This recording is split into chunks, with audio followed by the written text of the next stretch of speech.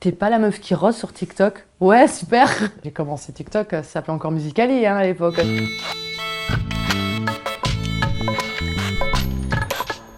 Et Gounon, moi je m'appelle Iris Egouchki et je vais vous présenter le magasin que j'ai repris avec ma maman, l'Achat et Bazar. Entrez. Donc l'Achat et Bazar, c'est un magasin qui existe depuis une douzaine d'années, que j'ai repris au mois de juin. La boutique elle est fermée, donc j'ai décidé de changer de métier, de la reprendre.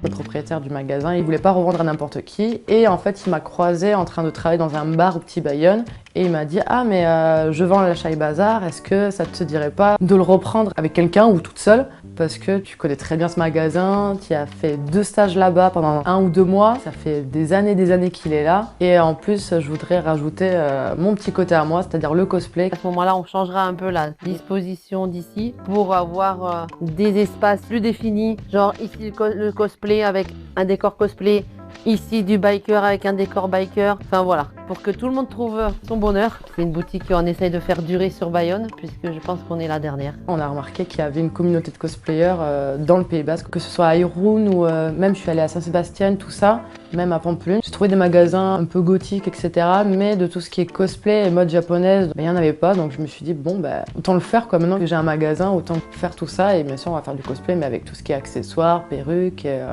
vraiment jouer jusqu'à fond et faire la mode japonaise parce que pour moi c'est toujours été un petit kiff de faire ça tout simplement. Niveau convention de manga, j'en fais plusieurs dans l'année. J'essaye d'aller un peu partout, à Toulouse, à Bordeaux, à Pau, même limite en Belgique si je peux. Et je rêve de faire une convention vraiment au Pays Basque. J'ai découvert vraiment le Japon en me cultivant dans les livres, dans les reportages. J'ai commencé à lire des mangas. Je suis vraiment tombée amoureuse de ce pays-là. Donc là c'est le couloir, comme vous pouvez voir c'est du manga partout. Vous avez avec des jolis chaussons Shiba. Tout ça c'est un petit côté bureau ou alors ma petite coiffeuse, etc. J'ai commencé TikTok, ça s'appelait encore Musical.ly à l'époque, donc je fais partie vraiment des personnes qui ont commencé en 2016, quelque chose comme ça. J'ai toujours fait ce qui me plaisait, j'ai pas de catégorie, j'ai pas d'étiquette, ça me plaît pas, je m'en fiche. Un jour j'ai fait une vidéo sur TikTok, j'ai roté tout simplement. Une gorgée de bière. 2 gorgées de bière. Un verre de bière. Une bouteille de bière. Là je me retrouve avec 1,7 million de vues et genre des milliers et des milliers de likes, j'ai rien compris. Et il y a des gens, une fois ils m'ont reconnu en convention de manga ou alors dans la rue en mode « T'es pas la meuf qui rose sur TikTok ?» Ouais, super.